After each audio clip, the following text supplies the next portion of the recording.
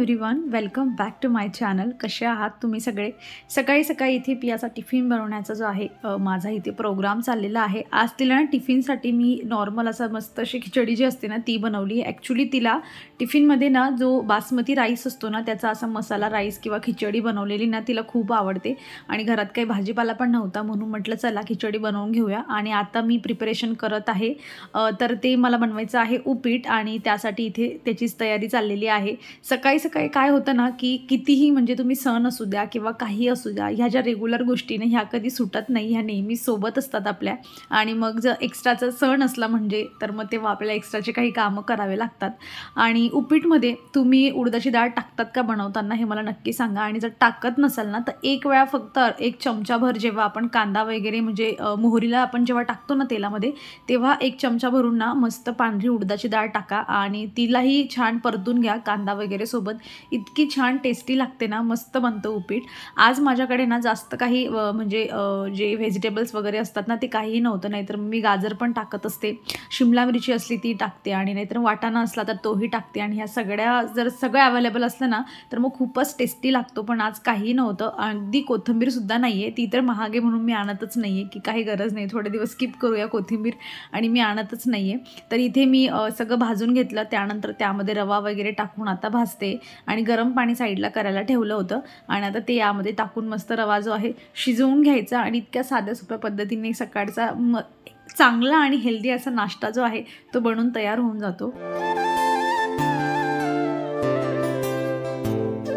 खिचडीचा cooker open करून देते, नाहीतर मग गरम गरम जे आहे डब्यात भरावं लागतं. आणि मी गरम गरम कधीच भरत नाही. मी चपातीसुद्धा पूर्ण गार करूनच तिला टिफिनमध्ये देत असते, नाहीतर मग त्याला घाम येतो आणि मग उगाच जे आहे सगळं सॉगी सॉगी होऊन जातं मग टिफिनमध्ये. त्यापेक्षा तो घाम न येता किंवा जे काही आपण बनवतो ते तसंच्या तसं तिथपर्यंत गेलं पाहिजे पोटापर्यंत, म्हणून मी जे आहे थंड करून मग टिफिनमध्ये भरत असते. आणि एक ट्रॅजेडी माझ्यासोबत आज अशी झाली की काही भाजीपाला नाही हेच माझ्या डोक्यात होतं सकाळपासून, आणि त्यामध्ये मी मिरची टाकायचंच विसरली उपीटमध्ये. तर आता मी काय करते, इथे मी साईडून जे आहे तडका पॅन शोधते आणि त्यामध्ये म्हटलं जे आहे मिरचीचा तडका द्यावा आणि मग टाकावा. आणि पियाचं इथे चाललेलं होतं, मी तिला रिक्वेस्ट करत होती की तू आता डॅडाला सांगू नको आपला हा काय जुगाड चालला आहे. ती पण तिचं असं म्हणणं होतं की मी तुझ्या सगळ्या सबस्क्रायबरला सांगून देईल की तू काय काय कसं जेवण बनवतेस म्हणून.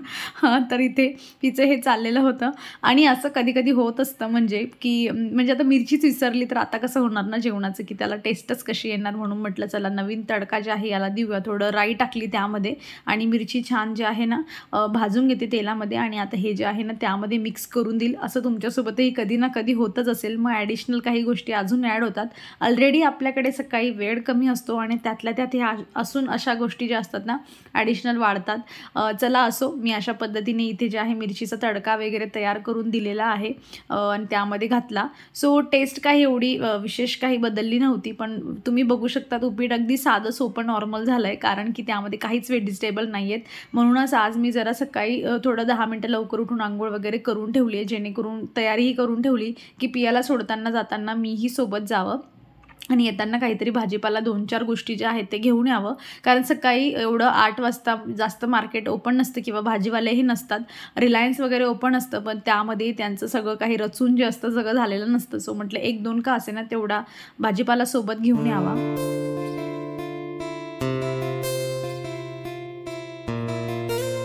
जोवर माझं उपीट थोडं शिजत होतं ना, मी कमी गॅस करून आली, झाकण ठेवून आली त्यावर आणि म्हटलं तेवढ्या वेळामध्ये ना पियाची पोळी वगैरे घालून द्यावी. आणि मला काय होतं ना म्हणजे हा ब्रश आल्यानंतर माझं काम इझी झालेलं आहे. पण गोष्ट अशी होते ना की एवढे सिल्की केस असणं पण चांगलं नाही आहे. एवढ्या वेळा कोंब फिरवावा लागतो मला. तिचे पूर्ण केस ना एका रबरमध्ये बसतच नाही. परत कोंब फिरवून ते सगळे हातातून सुटून जातात. इतके तिचे जास्त सॉफ्ट केस आहेत पियाचे आणि एवढे सिल्की आहेत ते. खूपच तिचे मस्त केस आहे. जस्ट म्हणजे तिचे ना नेहमी असेच केस राहायला पाहिजे, अगदी स्ट्रेटनिंग वगैरे कसलीही गरज पडायला नको. माझेही असेच होते, जेव्हा मला आठवतं लहान असताना माझेही केस असेच होते. जसं जसं आपण मोठे होत जातो तसं आपण वेगवेगळ्या गोष्टी ट्राय करत जातो किंवा पाण्याचा बदल हे ते किंवा कन्झ्युम आपण वेगवेगळ्या गोष्टी करतो, मग ते हळूहळू चेंजेस व्हायला लागतात. चला असो, इथे पियाचा टिफिन जो आहे माझा पॅक करून झालेला आहे आणि आता मी जाणार आहे तिला स्कूलला सोडायला. पियाला मी असं जेव्हाही स्कूलला सोडायला येते ना, खूप कमी वेळा येते मी, पण जेव्हा आली ना, तेव्हा मला असं खूप मनातून रिअलाईज असं सॅडनेस थोडं वाटत असतं, की ही 3 वाजेपर्यंत माझ्याशिवाय कसं काय राहील?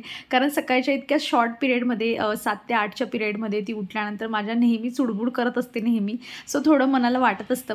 तर चला आता मला कमेंट येते बऱ्याच वेळा, की "तू पियाला ॲपल देतेस टिफिनमध्ये, तर ते लाल होत नाही का?" तर मी रिलायन्समधून मोस्ट ऑफ द टाईम रिलायन्समधूनच घेते मी ॲपल आणि रॉयल गाला म्हणून असं त्याचं नाव आहे. आय थिंक त्यांचं काहीतरी ब्रँड किंवा व्हरायटीचं आहे ते. तर हेच घेते मी नेहमी आणि तिला मी कधीही छोट्या सुट्टीसाठी किंवा मोठ्या सुट्टीसाठी जरी दिले ना, अराउंड 1च्या आसपास तिची मोठी सुट्टी होते, तरीही ते लाल होत नाही. सो तुम्हाला जर मिळालं असं, तर मग तुम्ही ट्राय करून बघा. आता तुम्हाला रिलायन्समध्ये मिळू शकतं इझिली, अदरवाईज तुम्ही फ्रूटच्या दुकानात जाऊन वगैरे ही तपास करू शकतात.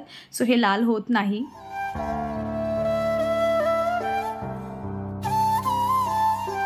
सकाळची चहा म्हणजे जणू काही प्रेम याच्याशिवाय कुठला दुसरा शब्दच नाही. म्हणजे असं वाटतं ना कधीही सकाळची चहा मिळेल. कारण काय होतं ना, की पिया स्कूलला गेल्यानंतर मग पियाचे पप्पा आल्यानंतर आमची चहा होत असते. आणि आज तर जरा जास्तच उशीर झाला कारण मीही गेली होती आणि रिलायन्समध्ये मला अजून थोडा जास्त वेळ जो होता तो लागला. आल्यानंतर बघा इथे मस्त आधी चहा बनवली मी आणि जे आहे ना मम्मीकडून जे मावा पाव असतात ना ते आणले होते आणि अजूनही ते आमच्याकडे बरेचसे आहेत पडून. सो बरेच दिवस अजून मी चहा विथ मावा पाव जो आहे तो एन्जॉय करणार आहे. आणि इथून मग जी असते ना एक किक अशी मिळते, की चला आता फ्रेश वाटतंय आणि आता आपण कामांना सुरुवात करू शकतो. सो चहा मॉर्निंगची खूप मस्ट आहे माझ्यासाठी आणि मला आवडते खूप. प्रचंड चहा आवडते मला. तर चला असू द्या. आज सकाळची चहा पिण्यामागचं ना आज एक रिझन असं होतं, की मला ना म्हणजे थोडंसं डोक्यात ना असं दुखतंय, की म्हणजे मला असं वाटतंय, की कदाचित माझं जे आहे ना जागरण वाढतंय कारण गणपती डेकोरेशन झालं. आणि मग दुपारी पण आता कालच्या दिवशी मोदक बनवले तर पूर्ण दिवस बसून होती. तर मग त्यासाठी आपल्या डोळ्यांचा उपयोग जरा जास्त होतो किंवा मग मला असं वाटते की पियाला ना खोकला स्टार्ट झाला आहे आणि महत्त्वाचं म्हणजे तिला खोकला ना फक्त रात्रीच येतो. दिवसाला एकही वेळा ती खोकणार नाही, पण रात्री तिला ना 5-5 मिनिटांनी खोकला येत असतो. तर त्यामुळेही माझी झोप होत नाही. मग मला असं वाटतंय की कदाचित माझं जागरण जास्त होतंय तर त्यामुळे मला कदाचित हेडॅक होत असेल किंवा मग असं वाटतं की चष्मा बदलवलेला आहे तर त्यामुळेही होऊ शकतं. आता ह्या गोष्टीवर जरा माझा रिसर्च चालू आहे. म्हटलं 1-2 दिवस पुढचे आराम करायला मिळालं तर मला समजेल की हे आरामामुळे होतंय किंवा मग चष्म्यामुळे होतंय. पण तुमच्याकडे जर असं खोकल्यावर काही चांगला घरगुती उपाय असेल तर मला सांगा. कारण मी तिला बरेच ना औषधे पण देते, झोपण्याआधी औषध देते. जेव्हा मी रात्री म्हणजे 1-2 वाजता वैतागून जाते ना, की ही खोकून आता मला त्रास देते खूप, तेव्हा उठते तेव्हाही तिला मी औषध देते. पण तो खोकला काही संपतच नाही आहे. सो एक नॉर्मल असा घरगुती छान इफेक्टिव्ह असं तुमच्याकडे काही असेल उपाय खोकल्यावर तर मला नक्की सांगा. तसं तिला कोरडा खोकला येतोय. सो मी जे आहे तिला शहद वगैरे जे असतं ना ते पण तिला मी देण्याचा प्रयत्न करते, पण काही फरक पडत नाही आहे. मागच्या व्लॉगमध्ये एका जे आहे ना गोष्टीवर बोलता बोलता मी जरा दुसऱ्याच गोष्टीचं जे आहे तुम्हाला इन्फॉर्मेशन द्यायला लागली आणि मग हे बोलणं माझं राहूनच गेलं. तर मला कमेंट आली होती की तू साडीवर अजून ज्वेलरी वेअर केली असती ना तर अजून छान दिसली असती. आणि पण बघा माझ्याकडे आता एवढं तुम्हाला दिसतंय ना, माझ्याकडे एवढंच आहे आणि ते पण ना म्हणजे पिया जेव्हा स्कूलला जायला लागली मग तिचे ते इव्हेंट्स होतात बघा, तर त्यासाठी हळूहळू मी ज्वेलरी तिच्यासाठी जमा केली. आणि मला जास्तच ज्वेलरी वेअर करणं ना पहिला मुद्दा मला एवढं जास्त आवडत नाही. मला असं वाटतं की सिम्पल, जेवढं सिम्पल राहता येईल तेवढं सिम्पल राहावं, मोठी स्माईल चेहऱ्यावर ठेवावी आणि मग जो आहे तो एकच दागिना घेऊन पूर्ण जे काही इव्हेंट आहे तो पूर्ण जो आहे एन्जॉय करावा. भरगतचं ऑलरेडी साडी घातलेली असते, तिची आपल्याला सवय नसते, त्यातल्या त्यात अजून ज्वेलरी वेअर करा. आणि सगळ्यात महत्त्वाचा पार्ट, माझ्याकडे ज्वेलरीच नाही आहे एवढी जास्त वेअर करण्यासाठी. आता हळूहळू गोष्टी ज्या आहेत त्या बदलत आहे, कारण मनुष्य जसं जसं पुढे जात असतो चॉईसही बदलत जातात आणि इंटरेस्टही वेगवेगळ्या गोष्टींमध्ये येत जातो. माहीत नाही पुढे मला कदाचित ज्वेलरीमध्ये इंटरेस्ट येऊ शकतो आणि मी भरगतचं ज्वेलरी वेअर करून तुमच्यासोबत व्हिडिओ शेअर करेल, असंही होऊ शकतं. सो सध्या तरी एवढा जास्त इंटरेस्ट नाही, त्यामुळे मी मिनिमम असं जे आहे माझ्याकडे ज्वेलरीचं सामान आहे. आणि जो काय आहे तो माझ्यासाठी नाही की पियाचं काही फंक्शन आलं काय आलं तर तिथे आपल्याकडे 2-4 गोष्टी पाहिजे, तर तेवढं फक्त आहे माझं. तर कालच्या दिवसासाठी थोडा सामान बाहेर काढला होता आणि हा अशा बॉक्समध्ये मी व्यवस्थित रचून ठेवला आहे आणि त्यामध्ये आता परत जो होता जसल्या तसा रचून ठेवला आणि आता बॉक्स जाईल कपाटामध्ये.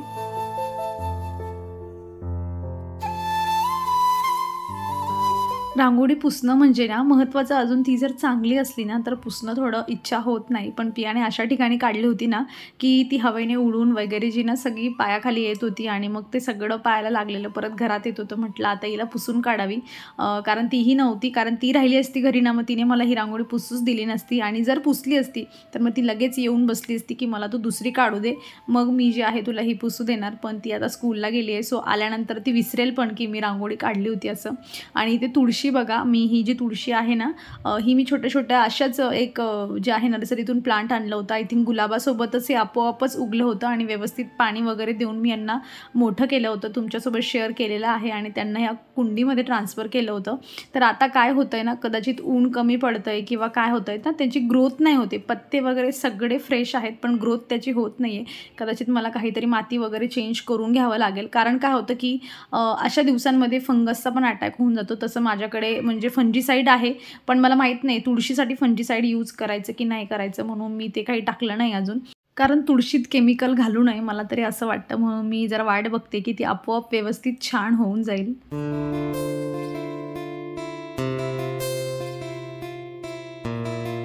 बाप्पा बसायच्या आदल्या दिवशी आम्ही ही लाइटिंग आणली होती आणि भरपूर मोठी आहे, छान आहे. अगदी टेस्ट वगैरे करून आणली होती आणि काल रात्रीपासून ना ही चालूच होत नाही आहे आणि गोष्ट आता अशी झाली की दुसरी लाइटिंग आणली पण ना तर ही सगळी गुंडाळलेली आहे. सो यावरच दुसरी आणून लावावी लागेल. पण एवढी महागाची गोष्ट घ्यावी आणि दुकानदाराने एवढं आम्हाला सांगितलं होतं की अशी ट्रान्सपरंट घेतली की अजिबात खराब होत नाही, होत नाही, तर होत नाही. आणि बऱ्याच वेळा जे आहे आपण फसतो किंवा मग नशीब एखाद वेळेला एखादी अगदी सोपी गोष्ट किंवा अगदी म्हणजे स्वस्तातली गोष्ट पण अगदी वर्षानुवर्ष चालते आणि एखादी चांगली टेस्टेड करून घेतलेली सुद्धा कधी-कधी चालत नाही, असं होत असतं. सो लाइटिंगच्या बाबतीत आमचं सध्या असं झालेलं आहे आणि विदाऊट लाइटिंग असं वाटतं की काहीतरी कमतरता आहे. सो आता बघूयात 1-2 दिवसामध्ये जसा वेळ मिळाला ना, तर तसं लाइटिंग एक नवीन आणावी लागेल. त्याशिवाय मज्जा नाही आरती करताना. आणि माझे फुलं जरा जे कोमेजले होते, म्हटलं सकाळी मला ॲक्च्युली लक्षातच नाही जेव्हा मी गेली तेव्हा, म्हणून म्हटलं पियाला घ्यायला जाईल ना तेव्हा फ्लावर्स घेऊन यावे. आणि जेव्हा मी पियाला घ्यायला घ्यायलाच आली होती स्कूलमधून नेण्यासाठी, तर त्यानंतर येताना मी इथून फ्लावर घेऊन आली. आणि सकाळी काय होतं ना, बरेच दुकानं बंद असतात 8 वाजता, त्यामुळे मग परत पुन्हा 9-10 वाजता येऊन जे असतं ना, तर मग ते घेऊन काही होत नाही. त्यामुळे म्हणून म्हटलं चला आताच घेऊन घेऊया. माळा पण बनवायची होती मला.